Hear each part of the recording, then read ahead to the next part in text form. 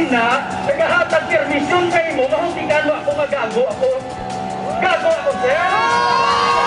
Ako naging gago, kaya nakahibalo, mag-insyente, kahibalo, mag-interpretar sa layi. Hindi ka magsili na gago ako, sir.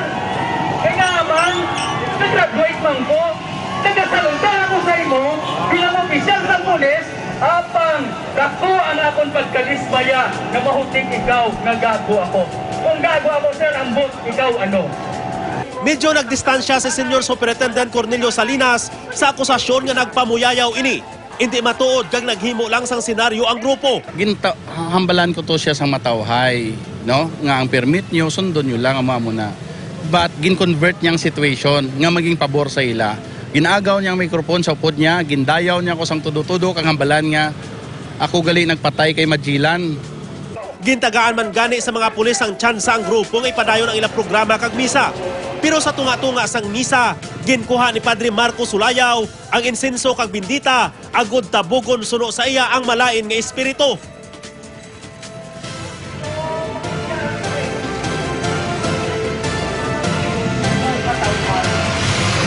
Kaangay sa imong pagpilway sa katawhan dito sa Egypto.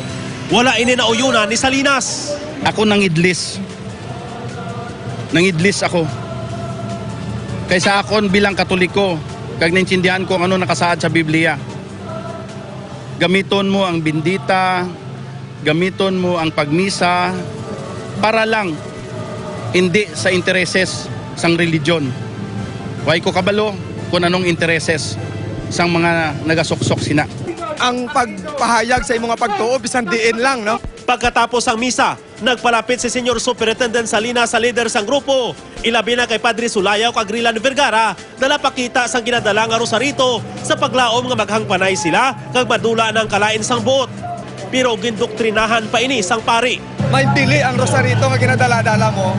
Kabay pa nga igakabuhi nato nina. Ha? Ang mensahe sa rosaryo dapat igabuhin mo na. Sang uligin padangat na lang sang opisyal sa publiko ang pagbinag-binag. Dala pahayag nga ginahimo lang nila nga mga pulis ang ila katungdanan. Tanawon mo, pila lang ini sila kabilog, pero ang nahulaan, ang total inconveniences subong, no? Damo ang gadali ng mga salakyan, damo ang gadali ang pumuluyo. Tanawon mo ang lugar nginanda, ang sidewalk, no? Pila kagatos tani ang makaagidra, balabagan nila, butangan nila sang ila truck. Upod kay Hans Desierto, ako si Josel Huesca.